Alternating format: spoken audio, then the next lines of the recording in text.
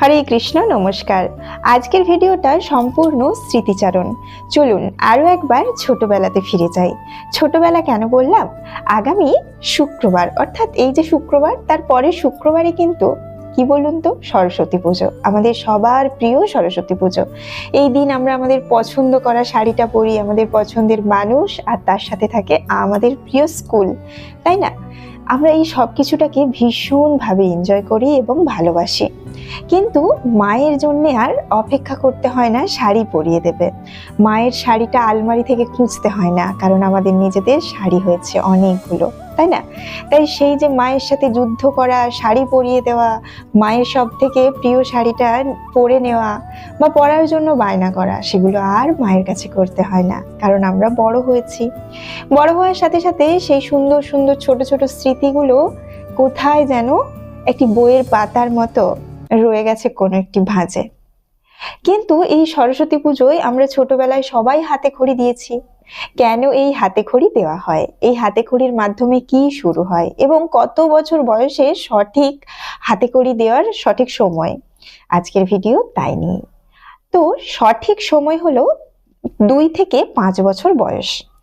আমরা বেশিরভাগ সময় দেখে থাকি 4 থেকে 5 বছর বয়সেই কিন্তু হাতে খড়ি দেওয়া হয়। মায়ের সামনে খড়ি নিয়ে, সিলেট নিয়ে ওম বা অ আ লিখে শুরু হয় হাতে খড়ি। হাতে খড়ি মানে কি জানেন তো? হাতে খড়ি মানে বিদ্যার শুভ আরম্ভ। সেখান থেকে সংস্কার শেখা, সেখান থেকে শুধু বিদ্যায় পুঁথিগত বিদ্যা নয়, নানান দিকের বিদ্যা, সামাজিক বিদ্যা, আপনার চেতনাকে জাগ্রত করা। আর সব থেকে সুন্দর মুহূর্ত এবং সময় হলো 3 বছর। একটি বাচ্চা যখন 3 বছর বয়সী হয়, তখন সেই বাচ্চাটির মস্তিষ্ক অনেক বেশি চঞ্চল, অর্থাৎ অনেক বেশি মনে রাখতে পারে, বৃদ্ধি পায়। সেই বৃদ্ধিকে আরো একটু এগিয়ে দেওয়ার জন্য মায়ের সামনে কিন্তু হাতে খড়ি দেওয়ার শুভ বয়স হচ্ছে 3 বছর। 5 বছর বয়সেও হাতে খড়ি দেওয়া যায়।